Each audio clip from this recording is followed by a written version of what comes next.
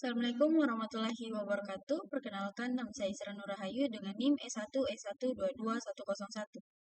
Pada video kali ini, saya akan membawakan materi tentang metode numerik.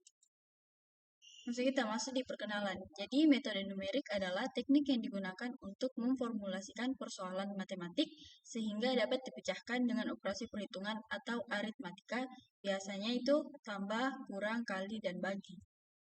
Kemudian metode numerik dalam bidang rekayasa. Dalam bidang rekayasa, kebutuhan untuk menemukan solusi persoalan secara praktis adalah jelas. Dari kacamata rekayasawan, masih tampak banyak cara penyelesaian persoalan matematik yang dirasa terlalu sulit atau dalam bentuk yang kurang konkret. Nah, bagi rekayasawan, solusi yang diperoleh secara analitik kurang berguna untuk tujuan numerik.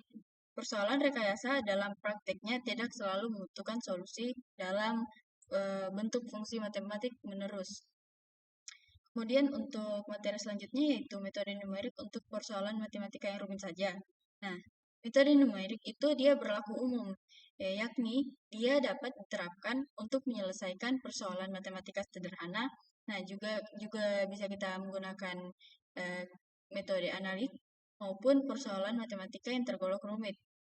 Nah, yang metode analik pun belum tentu dapat menyelesaikannya. Sebagai contoh, dengan metode numerik kita dapat menghitung integral dengan rumus yang ada pada layar saya. Sama mudahnya dengan menghitung dengan rumus yang kedua.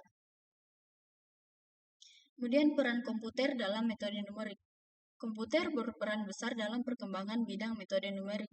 Hal ini mudah dimengerti karena perhitungan dengan metode numerik adalah berupa operasi aritmatika seperti penjumlahan, perkalian, pembagian, plus membuat perbandingan. Penggunaan komputer dalam metode numerik antara lain untuk memprogram. Langkah-langkah metode numerik diformulasikan menjadi program komputer. Program ditulis dengan bahasa pemrograman tertentu seperti Fortran, Pascal, C, C++, Basic, dan lainnya. Selain mempercepat perhitungan numerik dengan komputer kita dapat mencoba berbagai kemungkinan solusi yang terjadi akibat perubahan beberapa parameter. Solusi yang diperoleh juga dapat ditingkatkan ketelitiannya dengan mengubah nilai parameternya. Nah, mengapa harus mempelajari metode numerik? Nah, ada beberapa alasan mengapa kita harus mempelajari metode numerik.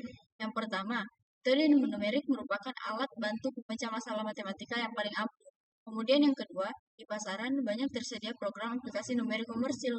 Yang ketiga, membuat sendiri program komputer tanpa harus membeli paket programnya. Dan yang keempat itu ada yaitu menyediakan sarana untuk memperkuat kembali pemahaman kita terhadap matematika. Nah, tahap-tahapnya apa saja sih? Nah, tahap-tahap memecahkan persoalan secara numerik itu ada 6. Yang pertama, pemodelan. Yang kedua, penyederhanaan model. Yang ketiga, ada formulasi numerik. Yang keempat, yaitu pemrograman. Yang kelima, operasional. Dan yang terakhir itu evaluasi. Nah, peran ahli informatika dalam metode numerik.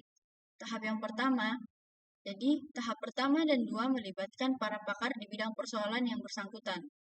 Orang informatika baru berperan pada tahap 3 dan 4 dan 5.